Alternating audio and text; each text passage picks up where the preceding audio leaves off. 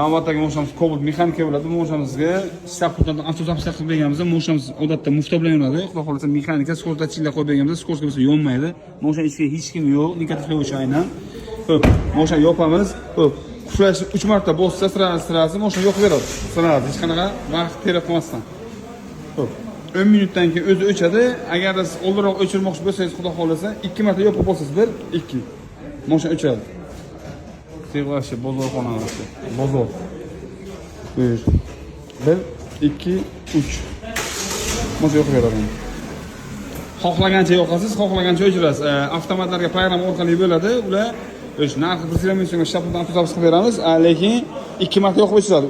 Yana qaytib yoqib o'chirish uchun mashinani yoqib o'chirish kerak. Ya'ni mashina sag'inga yurgan bo'lishi kerak.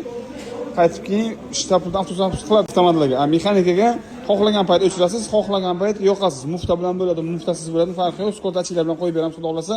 Narxi 350 ming so'm bo'ladi. Qishda ajoyib narsa, ya'ni bilasiz, mashina kelgancha isib turadi.